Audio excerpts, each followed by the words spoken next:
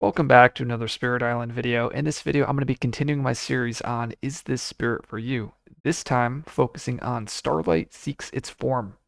The setup is going to be one presence on your starting board and a land with blight. So if there's multiple blight on your board, like Sweden, you can pick which land.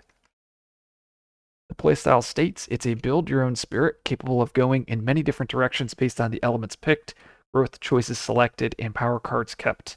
Has a very high personal visual complexity and a huge number of early game options, but doesn't alter play much for the other players at the table. It is a very high complex spirit. The summary of powers is a bunch of question marks. Now, you do have some innate defense and some innate utility, and that is off of your skip card with peace, as well as boon of reimagining and shape. Flipping the spirit board over, you have growth begets growth.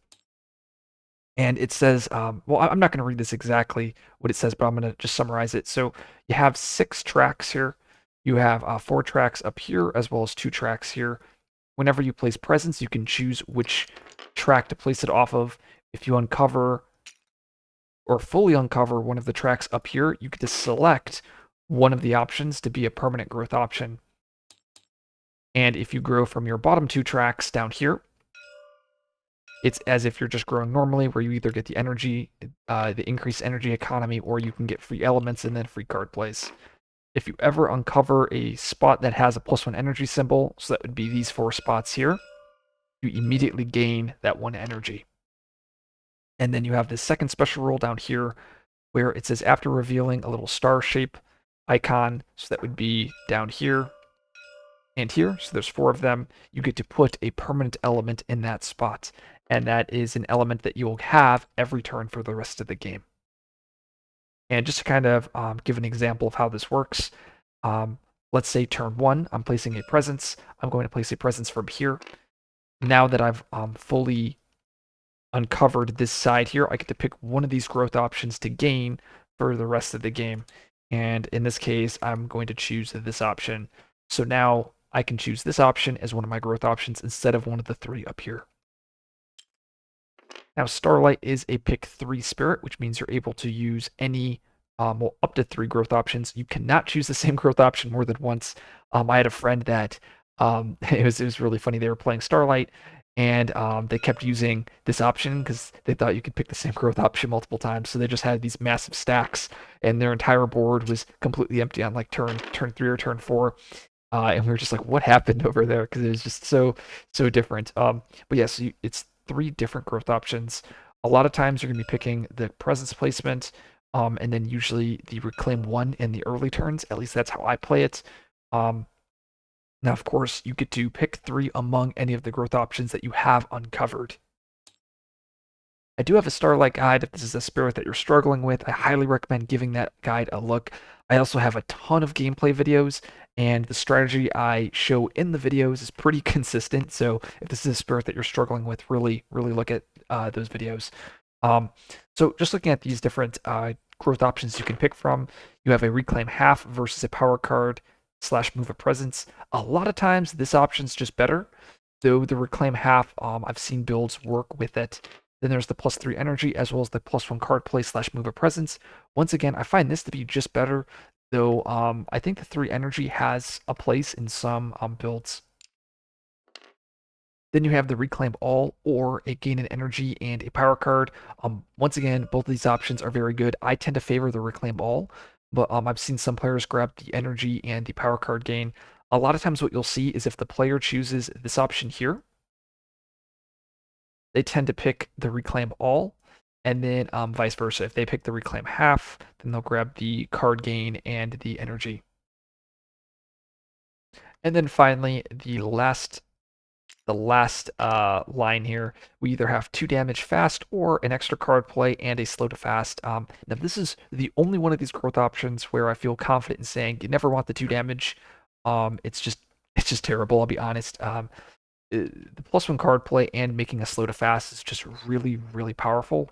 But a lot of times I tend to not go for this last line of text. By the time I get there, the game is usually over. A lot of times I focus on these top 3 here, as well as my tracks down here. Now your tracks do end at 4-3, and then as you travel along there, you can get up to 3 elements.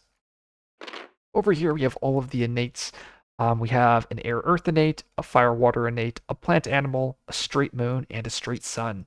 Now, one thing that a mistake players make all the time is both the earth and the air tend to have to go in the same land. Same thing with the fire water, the plant animal, and so forth.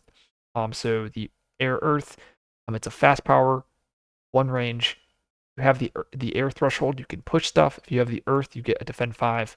The defend 5 is so good. So like this is probably I tend to favor the defend 5 over pretty much everything else. But defend 5 very very strong.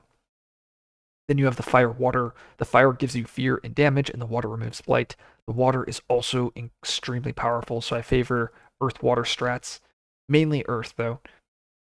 We have plant animal. I think plant animal are both pretty solid. The plant allows you to give, or not give, but you give a spirit a power card gain, and then the animal allows you to do 1 damage per Dahan, or you can push Dahan. I find the plant to be better. Well, I shouldn't say better than animal. I find myself going towards plant a lot more frequently than moving towards the animal. But once again, both of these are pretty solid. We then have the moon, which is a slow power 1 range. You can gather an explorer or Dahan, or gather up to 3 explorers. I find the 3 moon to be pretty much non-existent. There are going to be some games where you might be able to hit it. There's some weird builds where you can hit it early, but I find those builds just to be just worse than the standard builds. The second threshold, the 2 moon, or I guess the first threshold, the 2 moon here. This does come up, especially on turn 1. You're always going to hit this. And then sometimes in the mid game, you'll also get this threshold, which is nice because it gives you some Dahan movement. And finally, we have the sun. With the sun innate here is a slow power targeting yourself, but you need 4 sun, so there has to be a large commitment to this threshold innate. And you're gonna get 3 fear, an energy, and you get to reclaim a card from play or in discard. So the sun innate, if you can hit it, it's pretty busted. One of my favorite combos with Starlight is I like getting like Twin Days as well as Gift of Constancy. You'll have both of these cards going out, right? And then you just need 2 more sun to get access to another reclaim.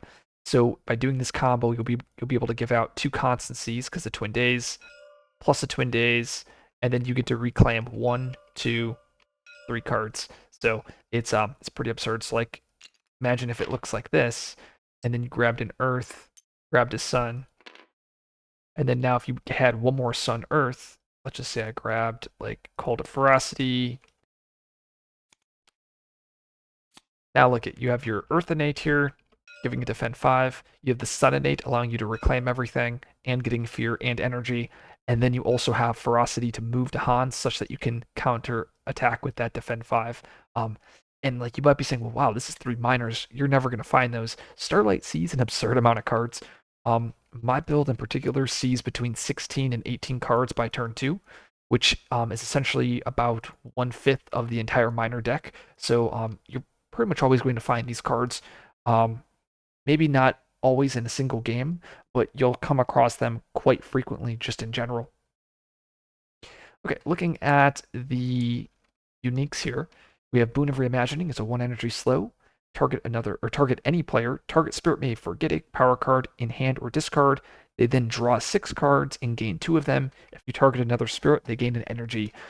Essential card for Starlight. There are some builds that takes this effect for Starlight itself. Other builds give this out to buff the team.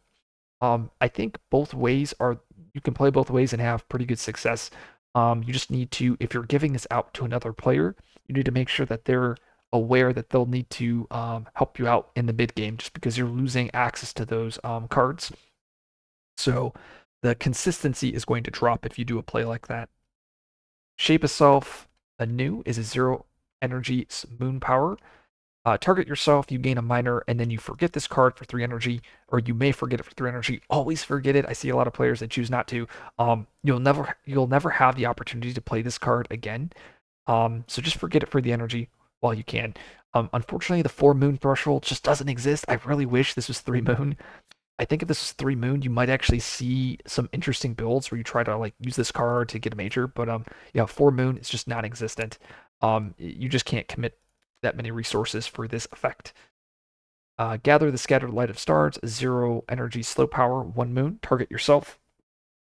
At the At the end of the turn, after discarding, reclaim up to 2 cards from your hand. It'd be cards up here. Reclaim up to 2 cards to your hand. So it doesn't have to be cards up here. It could be cards in discard. Well, I guess it says after discarding. So yeah, I guess it doesn't matter. So your cards would go to discard, and then you'd reclaim up to 2 cards. If you forget a unique power, you may reclaim an additional 3 cards. So pretty cool.